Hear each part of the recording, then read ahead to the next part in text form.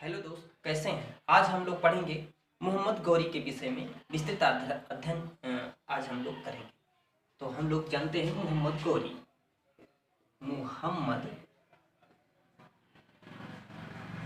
गौरी मोहम्मद गौरी मोहम्मद गौरी संसबनी वंश का था। किस वंश का था? संसबनी वंश। संसबनी, ठीक है। इसका पूरा नाम, मोहम्मद गौरी का पूरा नाम शिहाबुद्दीन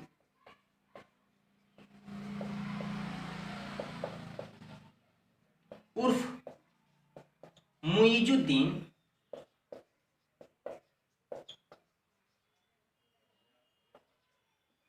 मोहम्मद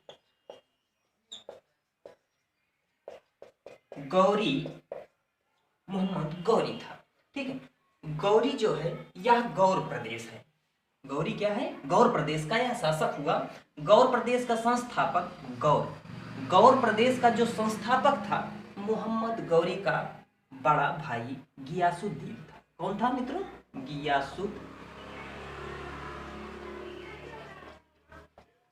गियासुद्दीन था।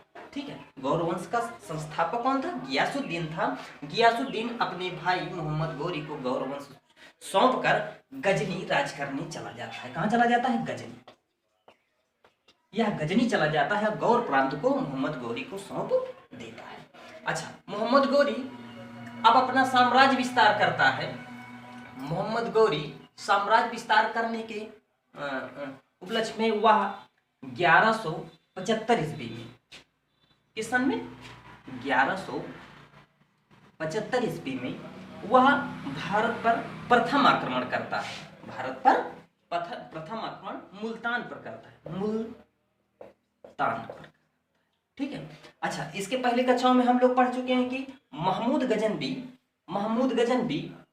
1027 ईस्वी में जाटों के विरुद्ध युद्ध करता है और इसकी 1027 ईस्वी की यह जो युद्ध था यह अंतिम युद्ध था। महमूद गजनबी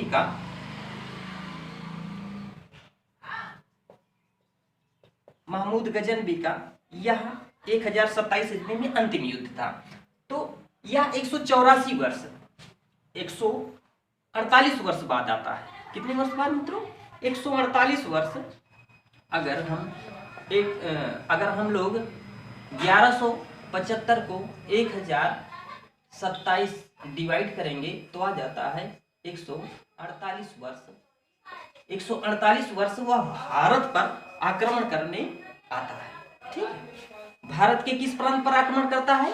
1027 ईस्वी में मुल्तान पर करता है और मुल्तान के शासक को पराजित कर देता है। उसके बाद, उसके जस्ट एक वर्ष बाद 1028 ईस्वी में 1176 ईस्वी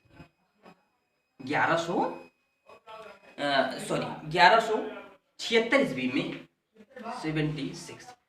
1175 ईस्वी में मुल्तान पर आक्रमण करता है। 1176 में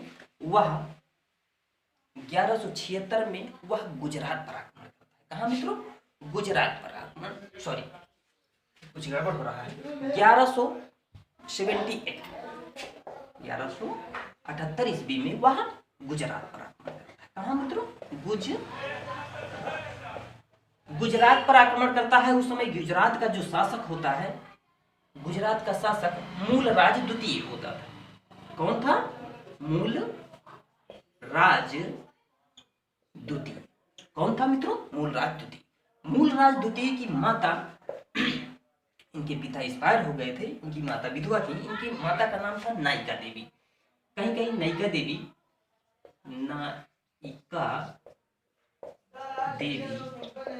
नाम मिलता है। और नायिका देवी के संरक्षण में गुजरात का युद्ध मोहम्मद गौरी से होता है, जिसमें मोहम्मद गौरी पराजित होता है और मूलराज द्वितीय विजयी होता है। आगे हम लोग देखते हैं। फिर इसके जस्ट बाद 1191 ईस्वी, बहुत प्रसिद्ध आक्रमण है मित्रों। 1191 ईस्वी यह भटिंडा में हुआ था। 1191 ईस्वी कहाँ हुआ था? भटिंडा। कहाँ हुआ था मित्रों? भटिंडा में हुआ था। भटिंडा पानीपत में है जो तराइन का प्रथम युद्ध हुआ था। पानीपत में तराइन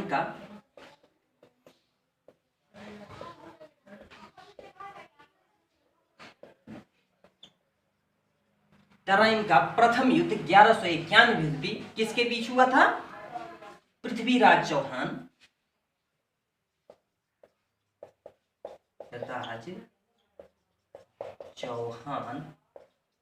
यह मित्रों तृतीय था, पृथ्वीराज तृतीय था।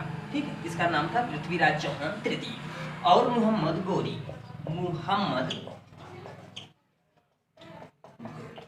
ठीक है मित्रों, और जिसमें पृथ्वीराज मोहम्मद गौरी को पराजित कर देता है और मोहम्मद गौरी भागकर गौर चला जाता है। फिर वहां पर दूसरे आक्रमण की रणनीति बनाता है और जस्ट एक वर्ष बाद मित्रों, जस्ट एक वर्ष बाद 1192 ईस्वी में प्रथम पुनः आक्रमण करता है तराइन का। यहां हम बदल देते हैं द्वितीय युद्ध। क्या? द्वितीय, तराइन का द्वितीय युद्ध करता है, जिसमें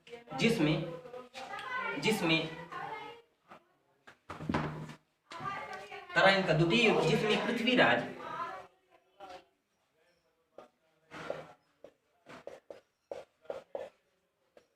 पृथ्वीराज तृतीय और मोहम्मद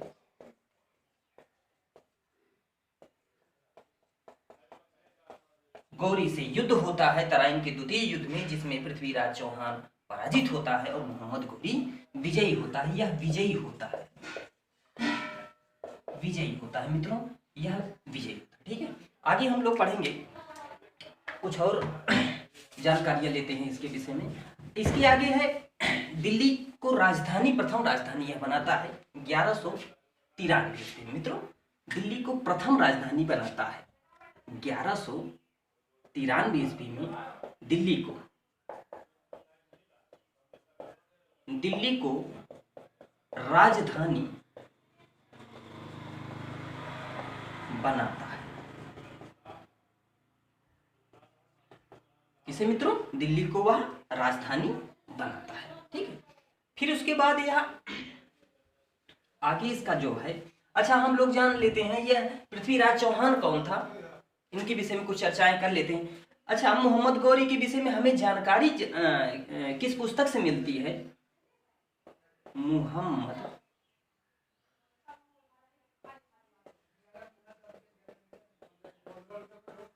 मोहम्मद गौरी के विषय में हमें जानकारी भारतीय पुस्तक पृथ्वीराज रासो,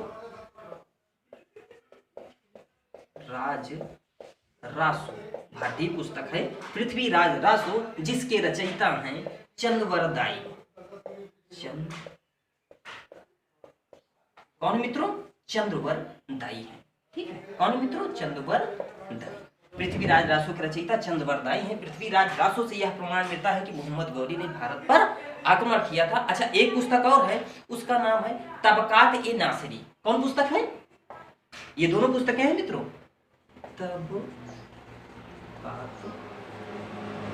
तबकात-ए-नासिरी। दूसरी पुस्तक है तबकात-ए-नासिरी। इसके लेखक हैं मिनहाज-उस-सिराज। लेखक कौन है? मिनहाज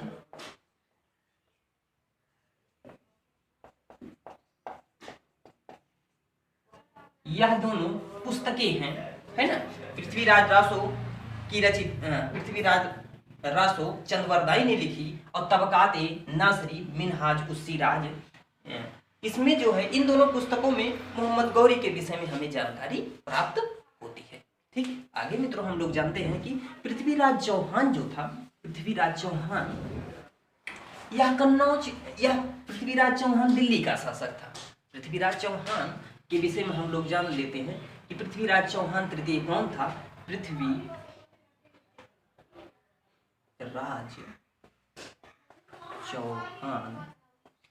पृथ्वीराज चौहान को राय पृथ्वीराज चौहान को राय पिथौरा भी कहा जाता। अच्छा, पृथ्वीराज चौहान या कौन चौहान था? तृतीय था। मित्रों, कौन था? इसके पहले हम लोग बता चुके हैं, या तृतीय था। पृथ्वीराज तृतीय था। ठीक है, पृथ्वीराज तृतीय ने कन्नौज के राजा, कहाँ के राजा? कन्नौज, कन्नौज के राजा हुआ करते, उनका नाम था जयचंद्र। कन्नौज के राजा कौन थे? जयचंद्र। कौन थे मित्रों? जयचंद्र थे। जयचंद्र की पुत्री थी जिनका नाम था संयोगिता।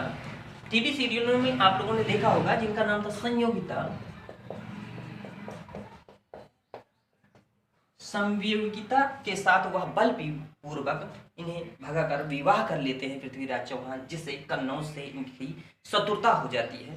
अच्छा, दूसरा बुंदेलखंड, दूसरा शासक बुंदेलखंड। मित्रों,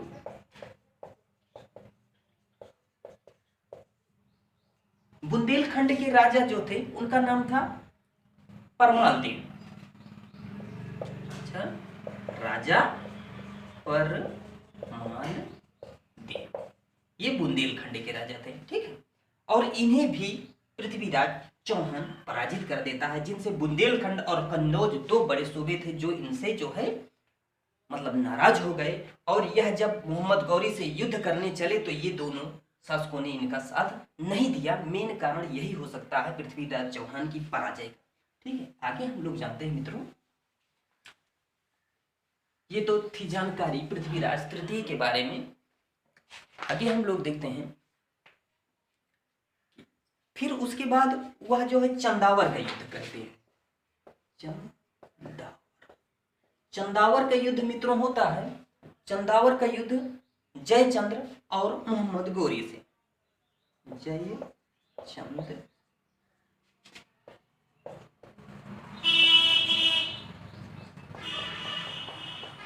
जयचंद्र और मोहम्मद गौरी से युद्ध होता है, जिसमें जयचंद्र की पराजय होती है, और मोहम्मद गौरी विजयी होता है। इसके बाद हम लोग जानते हैं कि उस समय मोहम्मद गौरी का एक प्रिय खरीदा हुआ गुलाम था जिसका नाम था कुतुबुद्दीन ऐबक। आप सब लोगों ने उसका नाम सुना होगा, जिसने कुतुब मीनार की नींव रखाई थी। उसके विषय में हम लोग कुतुबुद्दीन ऐबक जब पढ़ेंगे तो उसके विषय में चर्चाएं ज़्यादा करेंगे। इसके पहले हम लोग जानते हैं कि उसके बाद मोहम्मद गौरी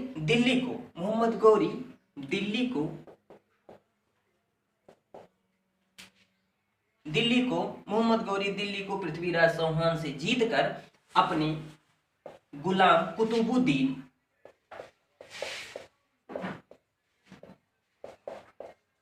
कुतुबुद्दीन ऐबक को सौंप कर वह गजनी चला जाता है मित्रों। फिर कुतुबुद्दीन ऐबक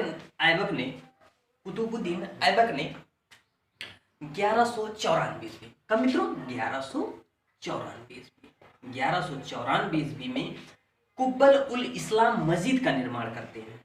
कुब्बल उल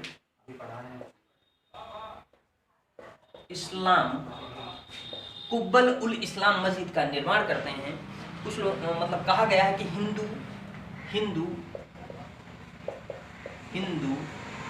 जैन मंदिर को नष्ट कराकर यह जो है कुब्बल उल इस्लाम मस्जिद को बनवाया था, जिससे इस्लाम धर्म को प्रसारित किया था। यह दिल्ली में है। कहाँ है? दिल्ली की प्रथम मस्जिद जिसका नाम था कुब्बल उल इस्लाम मस्जिद, जिसका निर्माण कराया था कुतुबुद्दीन ऐबक ने। अच्छा, आगे हम लोग देखते हैं मित्रों 1196 ईस्वी में वह संस्कृत विश्वविद्यालय की स्थापना करता है और 2.5 दिन का झोपड़ा बनवाता है। 2.5 दिन का झोपड़ा बनवाता है, जो 2.5 दिन में पूरा करवाया था मोहम्मद कुतुबुद्दीन ऐबक ने।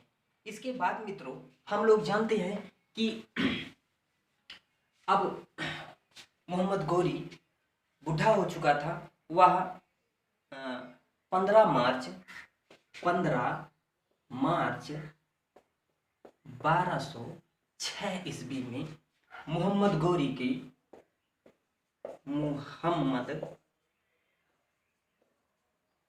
कौन मित्रों?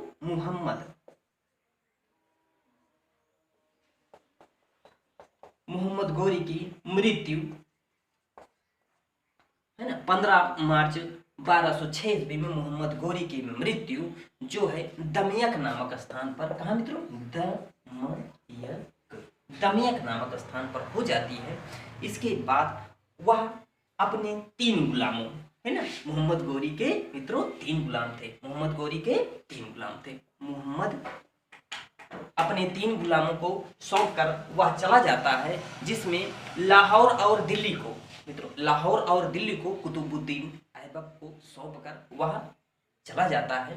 ठीक है, तो इसके बाद हम लोग पढ़ेंगे कुतुबुद्दीन ऐबक के विषय में जब हम गुलाम वंश स्टार्ट करेंगे। ठीक है मित्रों, आज के लिए इतना ही, धन्यवाद।